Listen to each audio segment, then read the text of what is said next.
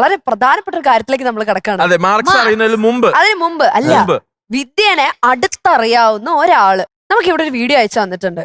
ആ വീഡിയോ കണ്ടാലോ വിദ്യ? കണ്ടാലോ? കാണാം. Okay okay.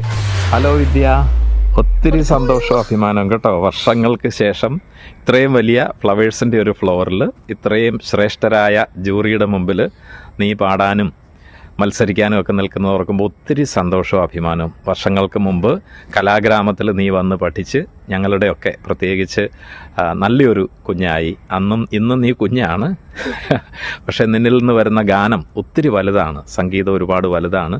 നിനക്ക് ഒത്തിരി ദൈവാനുഗ്രഹം ലഭിച്ചതിനെ ഓർത്ത് നന്ദി പറയുന്നു. അതുപോലെ തന്നെ ഇത്രയും വളരാനും ഇത്രയും വലുതാകാനും നിനക്ക് സാധിച്ചതിലുള്ള അഭിമാനം.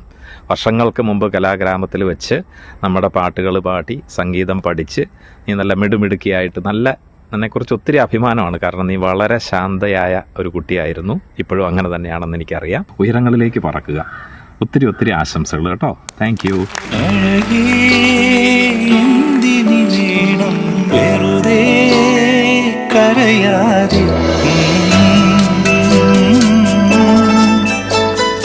ചിരിച്ചോണ്ടിരുന്ന കൊച്ചിനെ ചിരിച്ച് കരഞ്ഞു. അതെ, ചേച്ചി ഇങ്ങനെ കരയുന്ന ആളവന് ആരാണ്?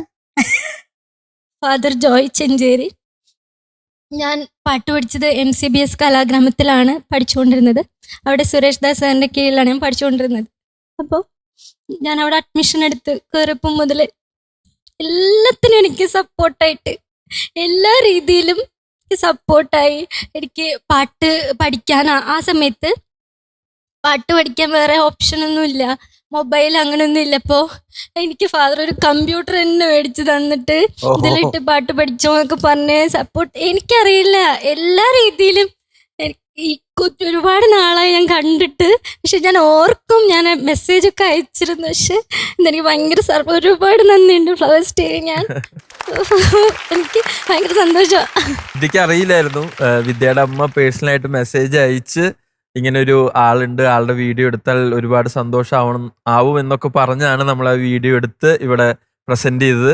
വിദ്യക്ക് ഒട്ടും അറിയത്തില്ലായിരുന്നു. വിദ്യക്ക് ഇത് ശരിക്കും ഒരു സർപ്രൈസ് ആയിരുന്നു.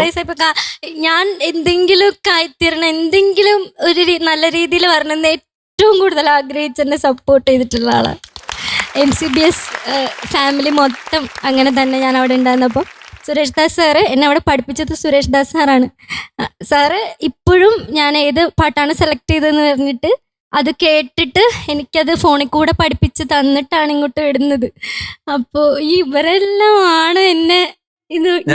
അതെ, ഒരുപാട് സന്തോഷം. Thank you so much flowers TV. Raji sir, thank you. സന്തോഷമായി.